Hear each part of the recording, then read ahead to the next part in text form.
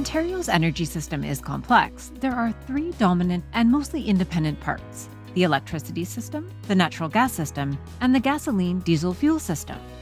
These three systems dominate our experience of the energy system in Ontario.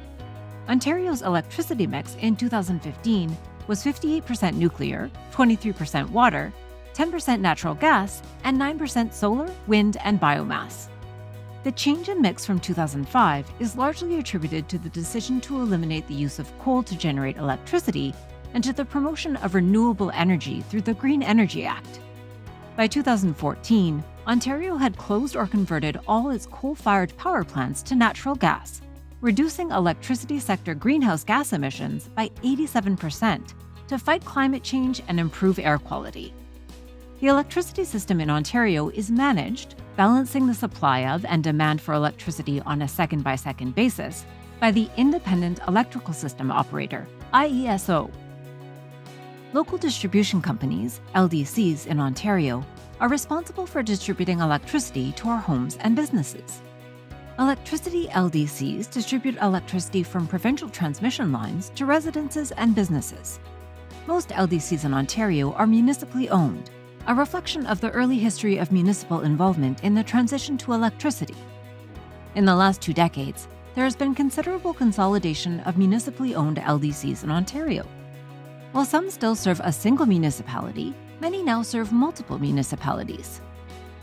Natural gas is a non-renewable energy source which is used primarily for space heating, domestic water heating, and industrial steam and process heat, as well as electricity generation. Most of our natural gas comes from outside the province and has been delivered by interprovincial pipelines since 1958. Gas distribution companies deliver natural gas to local homes and businesses. Most are privately owned, serving large regions, with only a handful owned by Ontario municipalities. Both gasoline and diesel are non-renewable sources of energy that are primarily used as engine fuel for various types of transportation vehicles. They are mostly sourced from crude oil, almost all of which comes from outside Ontario and is exported from Western Canada, the Atlantic offshore, and the United States. The extracted oil and natural gas is then delivered to the eastern and central regions. According to Statistics Canada, Canadians consume about 40 billion litres of gasoline and 18 billion litres of diesel oil a year.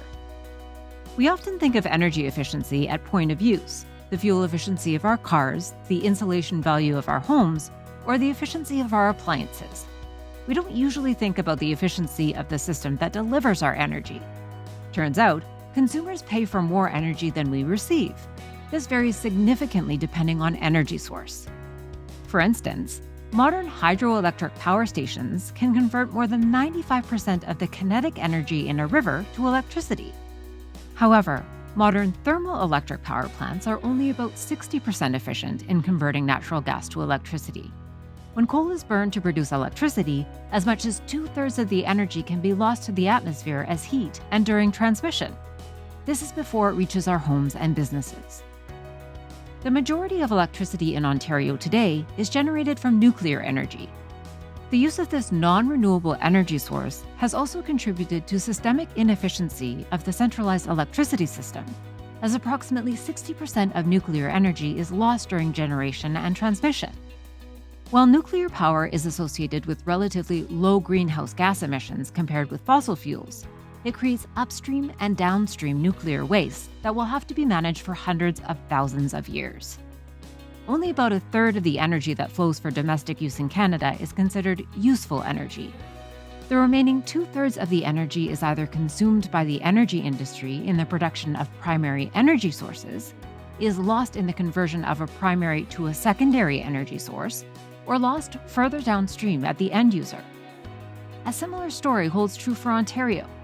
This is an important fact to remember as we consider the energy system of the future.